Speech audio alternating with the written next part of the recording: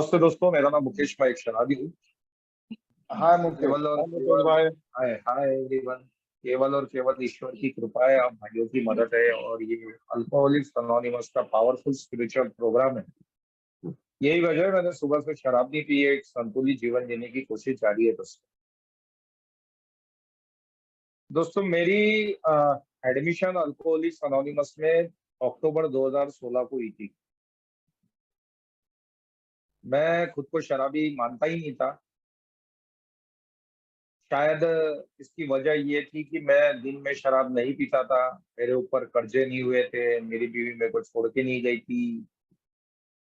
मैं देशी दारू यानी अपनी गाँवठी दारू तक आया नहीं था। मेरे ऊपर कर्जे नहीं हुए थे। ये बहुत सारी चीजें जो है, लेकिन मैं बहुत डिप्रेस था। ये भी उतनी ही सच्चाई है। एक मेरा फ्रेंड था, उसका वो मेरे नजर में बहुत बड़ा बेवड़ा था।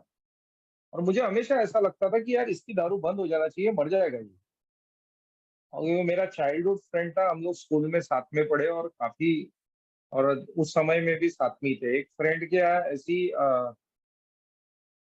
अंडर कंस्ट्रक्शन बिल्डिंग थी, सेकंड फ्लोर पे बढ़िया सा खाना वाना रखा था, उसने इनवाइट किया था।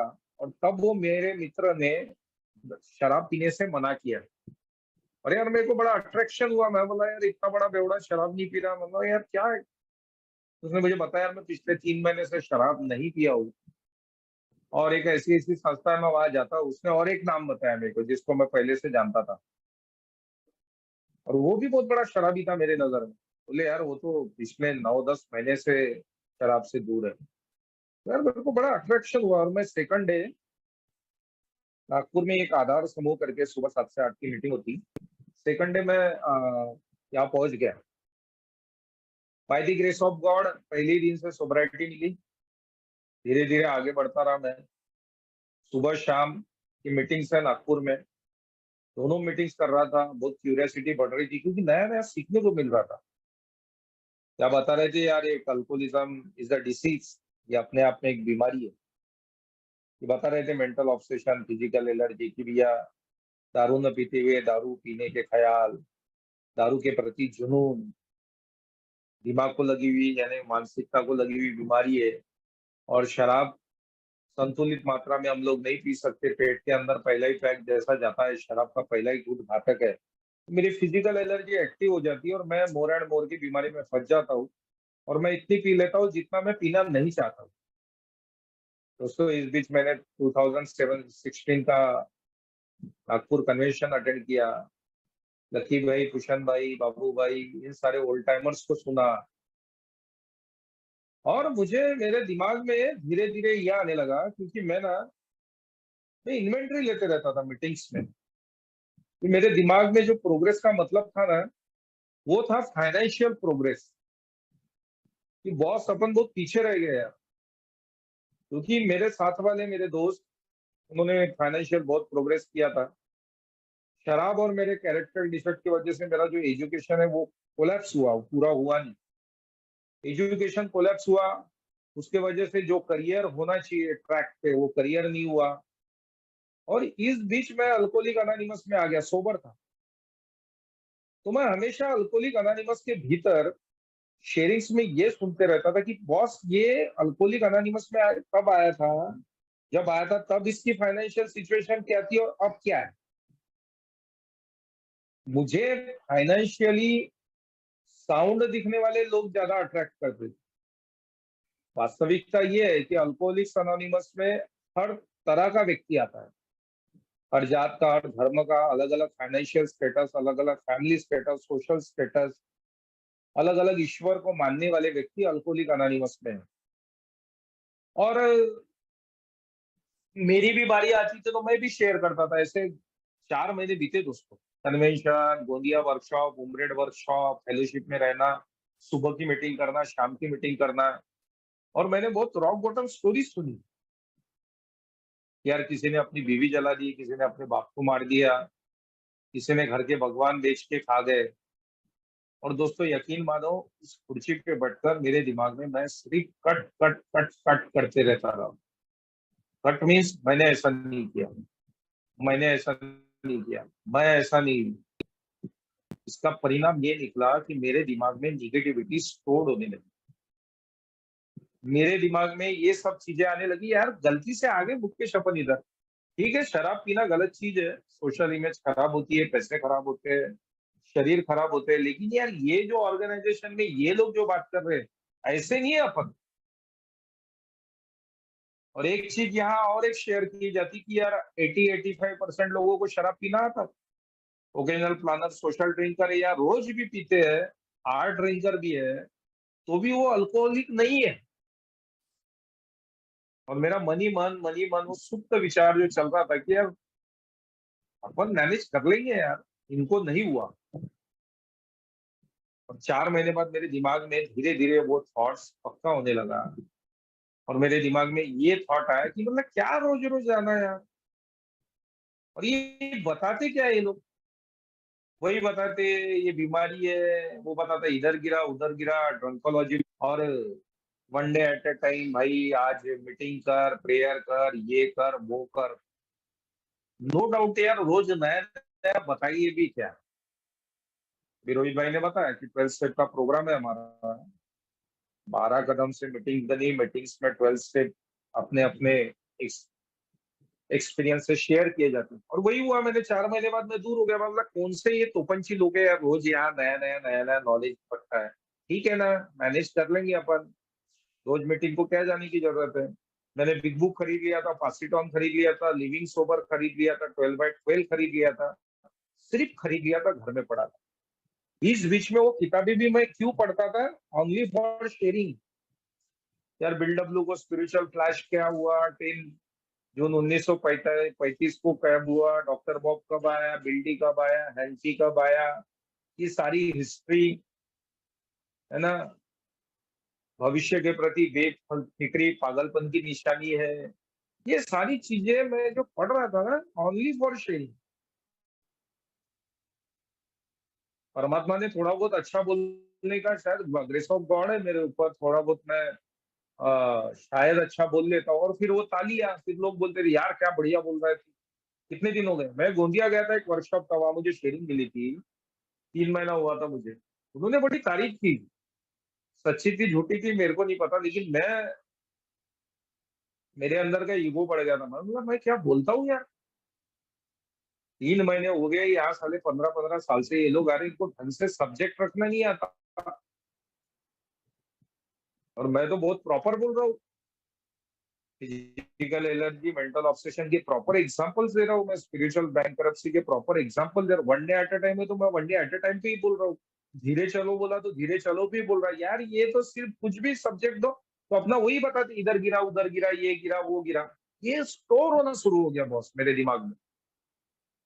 मैं मीटिंग से दूर हुआ, मेरे दिमाग में ये आया किताब पढ़ लेंगे, सोबर रह लेंगे, कौन सा यार रोज रोज जाने का। मीटिंग से दूर होकर 2017 फरवरी की बात है, मुझे अच्छे से पता है क्योंकि हमारे यहाँ कॉर्पोरेशन के इलेक्शन थे। प्रमुख वजह वही थी जो मैं मीटिंग से दूर हुआ था। 12-13 दिन मैंने शराब नहीं पिया। रात के करीब करीब 12-12:30 बज रहे थे। मेरे 3-4 दोस्त जो कि आज भी शराब पी रहे हैं, और शायद उनको प्रॉब्लम है भी नहीं। और मैं घर जा रहा था, मुझे उन्होंने बोला यार क्या घर जाके ठंडा खाना खाता है, चल हमारे साथ बाहर में चल, तू खाना खा लेना, वैसे भी तू शराब तो पीता ही नहीं। मेरे भी दिमाग में आया, मैं बोला सही बात है यार, इतने रात में बीवी को जगह, उससे बेटर है कि अपन यही जाके खाना खा ले। बियर बार की स्टेयर चढ़ने तक मेरे दिमाग में एक सेकंड भी दारू पीने का थॉट नहीं था। बियर बार के टेबल के सोफे पे बैठने तक मेरे दिमाग में बिल्कुल भी थॉट नहीं था।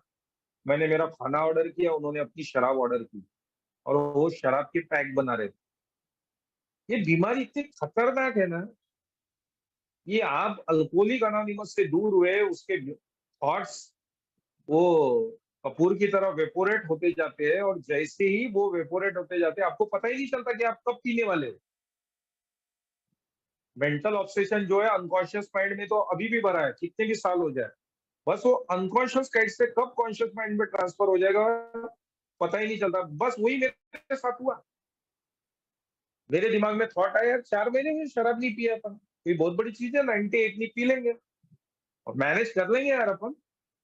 कोई दिक्कत थोड़ी, और बहुत ज्यादा हुआ तो अल्कोहलिक अनोनिमस चले जाएंगे अपन, बहुत सारे दोस्त बन गए, कॉल कर लेंगे, ये सारी चीजें। और कॉल बिफोर ड्रिंक नहीं किया मैंने, मैंने ऑर्डर किया, मैंने दारू पी, जितना मैं पहले पीता था, 1 डेढ़ लीटर दारू पी, खाना खाया, घर गया, सोया, सुबह उठा, बढ़िया फ्रेश नहाया धोया, फिर मैं फील्ड पे निकल गया। और मेरे दिमाग में ये पक्का हो गया कि मैं अल्कोहलिक नहीं हूँ, मैं बेवड़ा नहीं हूँ, मैं 80-85% में हूँ। और मैंने बड़ी मुश्किल से उसके बाद 10-15 दिन दारू पी, बड़े अच्छे से पी, मुझे कुछ प्रॉब्लम नहीं हो रहा था। और बाद में मुझे समझ में आया कि alcoholism is a psychosomatic disorder, ऐसा कई बार मीटिंग में बोला जा रहा था। ये डिसीज के अनगिनत पहलू है, लेकिन इसका सबसे खतरनाक पहलू है disease of denial. Master of denial जो आज सब्जेक्ट है, डिसीज ऑफ डिनायल, बीमार को पता ही नहीं वो बीमार है, कौन इलाज करेगा उसका? मुझे पता ही नहीं कि मैं बीमार हूँ, तो मैं इलाज कराने का विलिंगनेस भी कहाँ से आएगा? मैं तो रोज दारू पिए जा रहा हूँ और मैं तो ये समझ रहा हूँ यार मैं तो बीमार हुई ही नहीं। अरे दारू पिएंगे नहीं तो करेंगे क्या? वरन भात भाजी पूरी खाने के लिए धरती पे आया हूँ क्या? बॉस, दारू के बगैर एंजॉयमेंट हो ही नहीं सकता। किसी की शादी में जाना है, बर्थडे में जाना है, किसी की आवभगत करना है, किसी के घर पे मेहमान बन के जाना है, मैयत में जाना है, पचमढ़ी जाना है, गोवा जाना है, हिल स्टेशन जाना है, बगैर दारू कैसे एंजॉय करेंगे?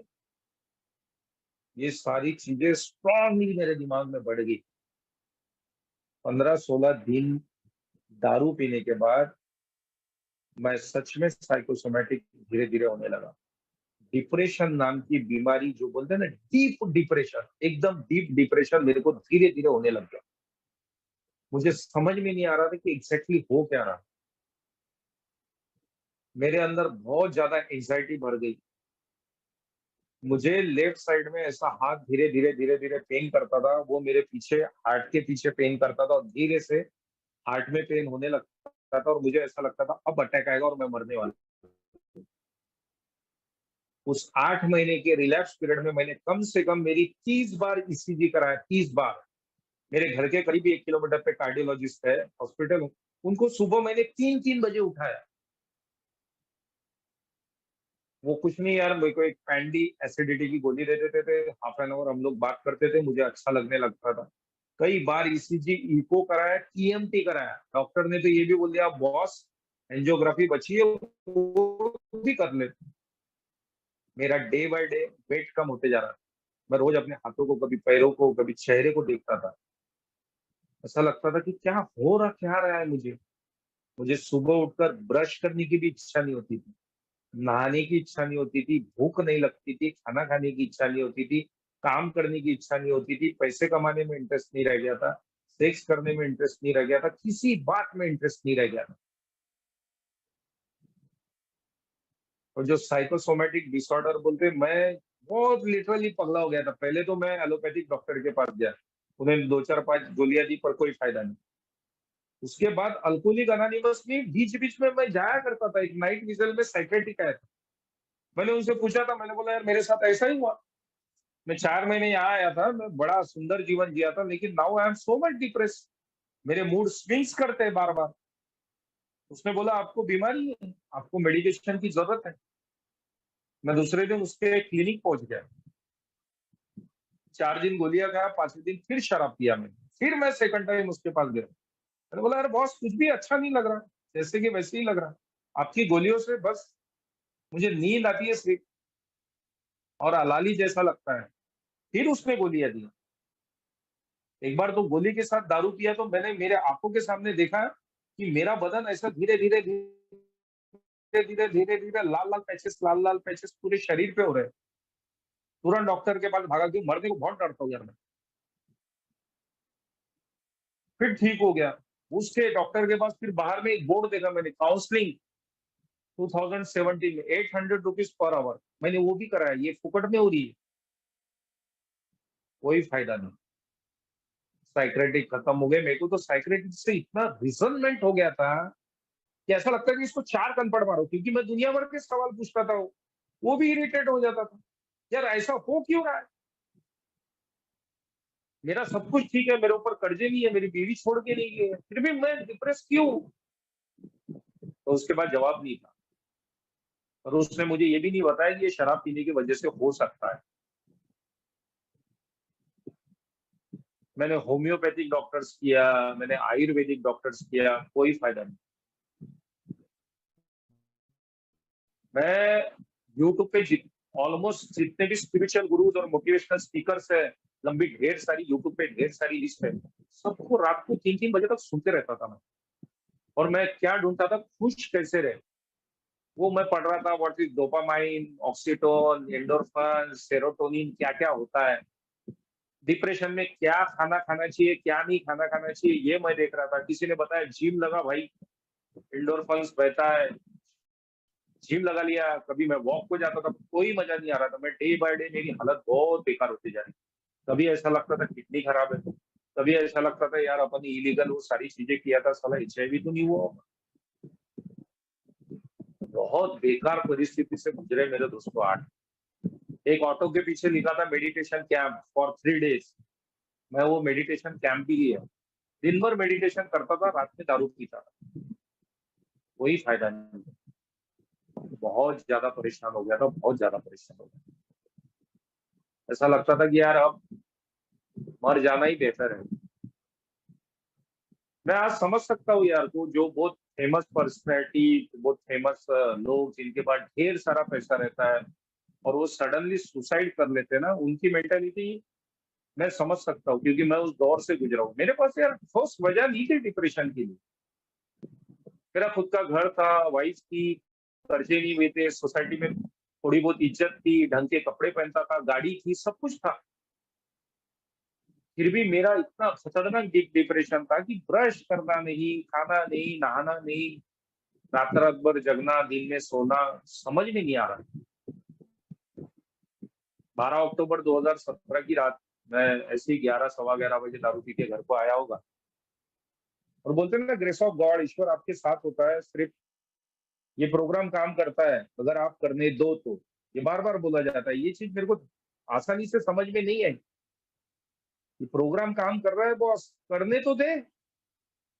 मैं करने ही नहीं दे रहा था। करने देने का मीन्स है मैं अल्कोहलिक अनोनिमस में जाऊंगा तो ना, और मीटिंग्स में बैठकर ऑनेस्टी से, ओपन माइंड से सुनूंगा और बोलूंगा तब ना। 12 अक्टूबर 2017 को मुझे ये समझ में ही नहीं आ रहा था, मैं तो लाइफ को भी, मेरे फैमिली को भी डिस्टर्ब कर रहा था। जियो और जीने तो बाद में समझ में आया, ना मैं जी रहा था ना जीने दे रहा था। वाइफ के मुंह से शब्द निकले, यार उसको तो अल्कोहलिक्स अनोनिमस, ये नए आदमी को शब्द बोलना भी बड़ा कठिन होता है। बोले यार तुम उधर ही जाया करो। वो मीटिंग को कहीं तो भी जाते थे, 4 महीने अच्छी जिंदगी जिए और हमको जीने दिए। मेरे भी दिमाग में आया यार, मुझे सब कुछ तो हो गया, होम्योपैथिक, एलोपैथिक, आवा बाबा पंडित, सब हो गया। मैंने तो रात को 12 बजे जाके नागपुर से कामठी जाके एक मेरे पिताजी के फ्रेंड को भी दिखाया था। उसने आधा घंटा उसको भी गोल गोल घुमा घुमा के क्या क्या देखा, काला करदोड़ा पहना है। और फाइनली उसने बोला मेरे को, याला बाहर से नहीं है मैंने। जब मेरे को उसने बोला ना इसको बाहर का नहीं है, तो एक नॉर्मल आदमी को खुशी होना चाहिए, मेरे को दुख हुआ था। मैं बोला साला अपने को बाहर का भी नहीं, हुआ क्या है अभी? और वो 12 अक्टूबर 2017 मेरे वाइफ के मुंह से शब्द निकले। मैं 13 अक्टूबर 2017 सुबह 7 बजे फिर आदर्श, और सरेंडर टू व्हील बोलते हैं ना, मेरे पास चारा ही नहीं था सरेंडर के सिवा। मैंने सरेंडर कर दिया एक दोस्त को, जो मेरे अट्रैक्शन से सेकंड डे आया था। वो सोबर था, मैंने उससे हेल्प मांगी। मैंने उसको बोला मतलब बॉस, मेरे को ना सिर्फ खाना खाने और नहाने को घर छोड़ा कर, बाकी तू जहां जाता लेके चल मेरे को। देखो कुछ लोगों ने ये भी बोला था कि यार तेरे घर को खाना खाने को है ना, बोले 90 दिन अगर तूने कोई काम नहीं किया तो तेरे खाने के वांदे हो गए। मैं बोला नहीं। तो बोले तू 90 दिन सिर्फ मीटिंग कर,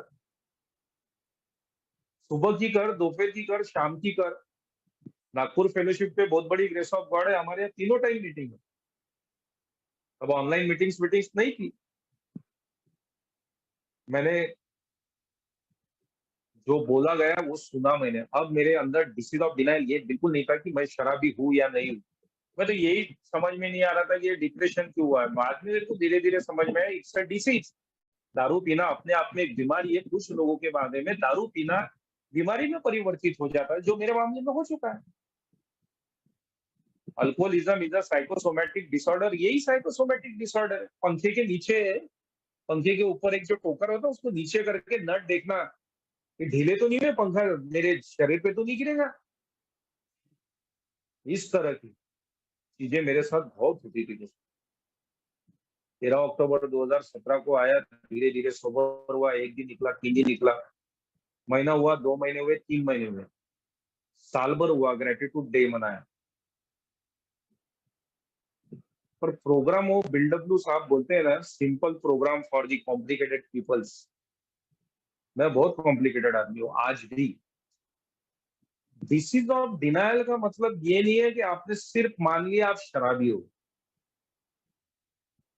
सरेंडर का, एक्सेप्टेंस का मतलब ये नहीं है कि आपने मान लिया कि सिर्फ शराब आपका प्रॉब्लम है। ये बहुत बड़ा लफड़ा है मेरे साथ। मुझे ऐसा लगता था शराब रुक गई, फिजिकली मैं प्रोग्रेस कर रहा था, मेंटली प्रोग्रेस कर रहा था, फाइनेंशियली प्रोग्रेस करता रहा था, सोशली प्रोग्रेस कर रहा था, और थोड़ा बहुत स्पिरिचुअली भी कर रहा था, क्योंकि मैं लोगों को सम्मान दे रहा था, अच्छे से रह रहा था। पर मेरा व्यक्तिगत मानना है कि आपकी लेंथ ऑफ सोब्राइटी के साथ आपकी सोब्राइटी, अगर आप कदमों पे नहीं हो तो वो अच्छी चलेगी, इसकी कोई गारंटी नहीं है। अल्कोहलिक्स अनोनिमस में प्रेयर टू प्रेयर मीटिंग करने के बाद 12 स्टेप 12 ट्रेडिशन रोज पढ़े जाए, रोज पढ़े जाए। 1 2 3 ठीक है, हमारे यहाँ एक शेरर हमेशा बोलता है 1 2 3 हो जाओ दारू से फ्री, व्हाट अबाउट 4? मेरा वही चला आज तक। 4 स्टेप मेरे को शेयर करने का बोलेगा, अरे यार क्या शेयर, ठोकनाड़ा झाड़ने में 1 नंबर का उस्ताद। ठीक है, थोड़ी बहुत 4th स्टेप मैंने लिया भी हूँ, 5th स्टेप भी लेता हूँ वो, लेकिन आया procedure completely moral inventory. Programme पे विश्वास है मेरे को, क्योंकि मेरा प्रोग्रेस हो रहा था बॉस। कि नहीं यार, ये अल्कोहलिक अनोनिमस में आते रहे तो जीवन में दोबारा शराब मेरे जीवन में नहीं आएगी। अल्कोहलिक अनोनिमस में आते रहेंगे तो फालतू की चीजों पे ज्यादा ख्याल नहीं जाता। अल्कोहलिक अनोनिमस में आते रहे तो समझ में आता है कि नहीं यार, जिंदगी जीना कैसे। लेकिन मेरा बेसिक प्रॉब्लम क्या है, पद पैसा प्रतिष्ठा की रेस में जब मैं घुसता हूं ना, और ये जो विषय वासना से पीड़ित ढेर सारे लोग हैं, जहां मेरे को सही मायने में जीना है, उनके बीच में हाइडिंग है करके भी एक स्लोगन है अपने यहाँ, कभी कभी मैं ए में छुप जाता हूँ। और वो छुपने की वजह ये होती है कि मैं रियल वर्ल्ड को फिर फेस नहीं कर पाता हूँ, क्योंकि रियल वर्ल्ड भी आध्यात्मिक बीमारी से भरा पड़ा हुआ है। समझ में आता है मेरे को। 12 कदमों को सिर्फ पढ़ना, 12 कदमों को सिर्फ सुनना, और क्या करना है यार 4 स्टेप का, क्या करना है 5th स्टेप का, क्या करना, क्या है जानकर what is my real character defect. बार बार उस ईश्वर को प्रेयर करो, please remove my character defect. ये शॉर्टकट्स में कर रहा था मैं, लेकिन प्रॉपरली मैंने ये कोविड में 2020 में प्रॉपरली इसको जानने की कोशिश किया।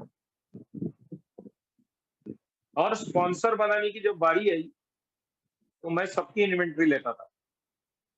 मैं कभी इस ओल्ड टाइमर के साथ रहता था, कभी उस ओल्ड टाइमर के साथ रहता था, और 10-15 दिन रहने के बाद मैं उनके प्रति खुद ही अपने बना लेता था कि यार ये तो यार मेरे से भी ठीक नहीं है, ये क्या मेरे को बताएगा। इस वजह से दोस्तों मैंने करीब करीब 3-3.5 साल तक स्पॉन्सर ही नहीं बनाया। 2020 में स्पॉन्सर बनाया, हमने बिग बुक स्टडी साथ में किए, 1 2 3 किए, 4 के बाद मैं फिर रुक गया 2020 में। ये डिसीज ऑफ डिनायल है, मैं मानने को ही तैयार नहीं हूँ, meeting is enough for me. मैं ये मानने के लिए तैयार नहीं हूँ कि 12 स्टेप करना ही पड़ेगा। वो बोलता है एक जगह 12 सिद्धांत, 12 कदम कोई सिद्धांत नहीं है, हमें इसे जीना पड़ता है। ठीक है, 19-20 के फर्क में हम लोग एक मीटिंग में आके भी 12 कदम जीते। पर दोस्तों 13 महीने बाद मेरे को एक बहुत बड़े फाइनेंशियल क्रैश से गुजरना पड़ा, मैं वहां से भी निकला। मेरा विश्वास अल्कोहलिक अनोनिमस पे श्रद्धा में कन्वर्ट किया हुआ, क्योंकि मैं बिना चमत्कार नमस्कार करने वाला व्यक्ति हूँ नहीं। बाद में फिर वो मैं धीरे आगे हुआ, प्रोग्रेस हुआ, मैं कई मेरी जो फील्ड है वहां मैं चुन के आया, और वो बहुत सारी चीजें हुई मेरे साथ। लेकिन जैसे ही मेरे अंदर इरिटेबिलिटी आती है, डिसकंटेक्ट होता हूँ, मैं रेस्टलेस होता हूँ, मेरा ध्यान 12 कदमों पे आज भी नहीं जाता है। मेरा ध्यान जाता है, यार मेरा नसीब खराब है, मेरे अंदर रिजनमेंट आज भी चलते रहता है, मेरे अंदर गुस्सा अभी भी आता है, ब्लेमिंग नेचर आज भी है। परिस्थितियां अगर खराब चल रही है तो मैं आज भी लोगों के ऊपर ब्लेम करता हूँ कि ये परिस्थितियां इनके कारण हुई। दोस्तों, डिसीज ऑफ डिनायल में शेयर कर रहा हूँ, एकदम ऑनेस्टली से शेयर करूंगा। I am not a sober person, मैं सिर्फ शराब से दूर हूँ। मेरे जीवन में फाइनेंस का मेरे को कौड़ी का कोई प्रॉब्लम नहीं, बहुत फाइनेंशियली मैं ठीक ठाक हूँ। सोशली मेरी लाइफ में, सोशल लाइफ मेरी बहुत अच्छी है, अल्कोहलिक अनोनिमस में भी बहुत अच्छी है। पर मैं खुद को सोबर व्यक्ति इसलिए नहीं मानता क्योंकि मैं उन 12 कदमों को पूरी तरह से नहीं जी रहा हूँ। परफॉर्म चेंज द पर्सनैलिटी की जो बात होती है ना, वो नहीं हो रही है मेरे साथ। 2-4 दिन चलता है, 5वें दिन फिर वो लफड़ा होता है। स्थायी भाव मेरे अंदर नहीं आ रहा है। विश्वास मेरे अंदर आज उतना ही पक्का है अल्कोहलिक अनोनिमस के प्रति की बहुत मुझे सारी पेज नंबर 45 पे क्लियर लिखा है बिग बुक में। इस किताब को लिखने का मूल उद्देश्य है कि हम आपकी ईश्वर खोजने में मदद कर सके, ताकि ईश्वर खोज के आप अपनी सारी समस्या सुलझा सकेंगे। वो सारी समस्या बोल रहा है, मैं ईश्वर को क्यों खोज रहा हूँ? Only for the finance, only for the, मैं जब जब प्रॉब्लम्स में होता हूँ, मैं हॉस्पिटलाइज होता है या फिर मेरे पीठ में दुखता है, मेरे हाथ में दुखता है, भगवान बचा ले। बट आई एम रियली, वो ईश्वर को मैं खोज रहा हूँ for the peace, for the हिम्मत, कि मैं कोई भी भाव, कोई भी परिस्थिति में मेरे पैर न डगमगाए। शायद मुझे ये नहीं पता है, बहुत सारे सोबर मेंबर इस मीटिंग में मौजूद है, कि ये स्थायी भाव आएगा कि नहीं आएगा। ये भी मेरे अंदर डिसीज ऑफ डिनायल है कि बात 12 स्टेप पूरी तरह प्रोसीजर से करने के बाद रियली ये सब निकल जाएगा। इस चीज का शक भी एक डिसीज ऑफ डिनायल।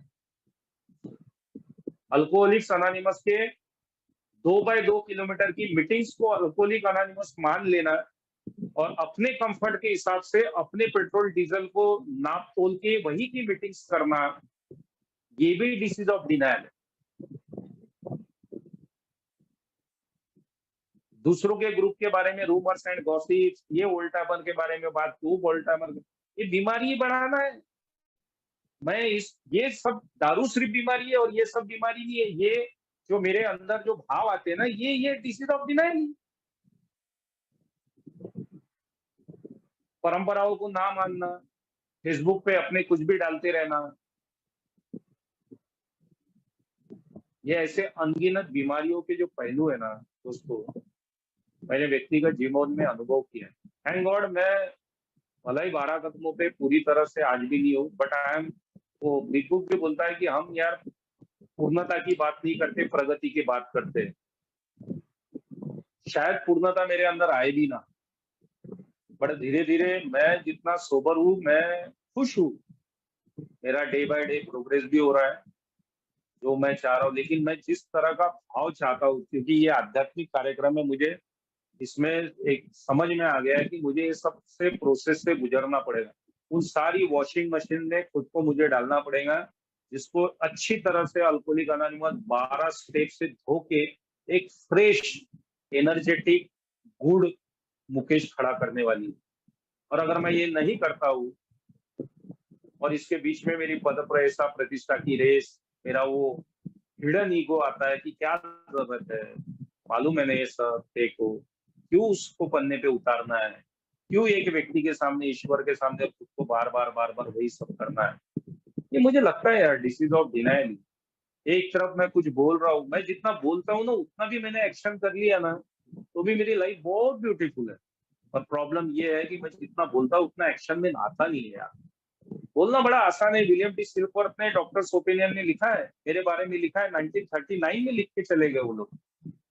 हमेशा ख्याली पुलाव बनाने वाला, पश्चाताप की भावना में जीने वाला, बड़ी बड़ी प्लानिंग करने वाला और निर्णय कर लेने की बारी आई तो भाग जाने वाला, ऐसी पर्सनैलिटी है मेरी। पर दोस्तों ये डिसीज को मैं समझ रहा हूँ। Thank God, thanks to you और ये सारी फेलोशिप, जिसके वजह से मुझे कम से कम इतना तो समझ में आ रहा है कि ये सारा डिसीज का पार्ट है। और ये अगर मैं मान नहीं रहा हूँ तो इसका मतलब मैं डिसीज ऑफ डिनायल में हूँ। और डिसीज ऑफ डिनायल सबसे खतरनाक बीमारी है। अगर क्योंकि बीमार को अगर पता नहीं चला वो बीमार है तो अपना इलाज नहीं कराएगा। तो मुझे ईश्वर से शुक्रिया करता हूँ, कम से कम मुझे इस बात की प्रचिति आई, अनुभव आया कि मैं एक बीमार व्यक्ति हूँ, मैं दारू से दूर हूँ, एक अच्छी जिंदगी जी रहा हूँ, लेकिन मुझे एक ब्यूटीफुल लाइफ, एक free happy and joyous life जीने के लिए उस डिसीज ऑफ डिनायल से निकलना पड़ेगा जो मेरे अंदर है कि मुझे 12 कदम करने की जरूरत नहीं है, मुझे उस प्रोसेस से जाने की जरूरत नहीं है, मुझे स्पॉन्सर करने की जरूरत नहीं है, मुझे लिटरेचर पढ़ने की जरूरत नहीं है, मुझे अलग अलग सभाओं में अलग अलग शहरों में जाकर अल्कोहलिक अनोनिमस के इवेंट अटेंड करने की जरूरत नहीं है। ये सारे डिसीज ऑफ डिनायल है दोस्तों। ऐसा मेरा व्यक्तिगत अनुभव है, maybe I am wrong. बस दोस्तों ये मैं समझ रहा हूँ धीरे धीरे और उस पाथ पे भी हूँ और उस पाथ पर मुझे चलने की भगवान शक्ति दे, मेरे अंदर वो सद्बुद्धि दे कि मैं ये 12 कदम को समझ सकूं, कर सकूं और उसके बाद मैं इसे जी सकूं। थैंक यू बाबू भाई।